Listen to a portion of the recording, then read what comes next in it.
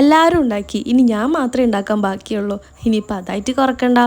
അപ്പോൾ ഇന്ന് ഉണ്ടാക്കാൻ പോകുന്നത് ദ വൈറൽ ചിക്കൻ സാൻഡ്വിച്ചാണ്. അപ്പോൾ ഒന്നുമില്ല, ഒരു സ്റ്റീമർ എടുക്കുക. കഴുകി വൃത്തിയാക്കി മഞ്ഞൾപ്പൊടി ഉപ്പും ഒന്ന് മിക്സ് ചെയ്ത് വെച്ച ചിക്കൻ അതിലേക്ക് ഒന്ന് ഇട്ട് കൊടുക്കാം. ഇനി വേണ്ടത് വെളുത്തുള്ളിയാണ്. ഒരു 4 അല്ലി വെളുത്തുള്ളി ഞാനിവിടെ എടുത്തിട്ടുണ്ട്. 5 വറ്റൽമുളക് കൂടി ഞാനിവിടെ എടുത്തിട്ടുണ്ട്. അത് നമുക്ക് ഇതിലേക്കൊന്ന് വെച്ച് കൊടുക്കാം. ഇനി ഇതിലേക്ക് ആവശ്യമുള്ളത് 2 മുട്ടയാണ്. നമുക്ക് 2 മുട്ട കൂടി ഇതിലേക്ക് പൊട്ടിച്ചൊഴിച്ച് കൊടുക്കാം. സംഭവം ഇത്രയേ ഉള്ളൂ. ഇനി നമുക്കിതൊന്ന് 15 മിനിറ്റ് വരെ ഒന്ന് സ്റ്റീം ചെയ്തെടുത്തിട്ട് വരാം. ഇതിപ്പോൾ വെച്ചിട്ട് ഏകദേശം ഒരു 15 മിനിറ്റ് ആയിട്ടുണ്ട്. നമുക്കൊന്ന് തുറന്ന് നോക്കാം. ഇവിടെ ചിക്കനൊക്കെ നന്നായി വെന്ത് വന്നിട്ടുണ്ട്. ഇങ്ങനെ സ്റ്റീം ചെയ്യുന്നതുകൊണ്ട് തന്നെ ചിക്കൻ വേവോ എന്നൊക്കെ ഒരു ഡൗട്ട് ഉണ്ടായിരുന്നു. പക്ഷേ ചിക്കനൊക്കെ അടിപൊളിയായിട്ട് വെന്തിട്ടുണ്ട്. ഇനി ഇതിലെ മുളകും കോഴിമുട്ടയും വെളുത്തുള്ളിയൊക്കെ നമുക്കൊരു മിക്സിയുടെ ജാറിലേക്ക് മാറ്റി കൊടുക്കാം. ഇനി ഇതിലേക്ക് ആവശ്യത്തിന് ഉപ്പും കുറച്ച് പാലും കൂടെ ചേർത്ത് നന്നായി ഒന്ന് അടിച്ചെടുത്തിട്ട് വരാം. വേവിച്ച ചിക്കൻ ഒന്ന് ഷ്രെഡ് ചെയ്തെടുക്കണം.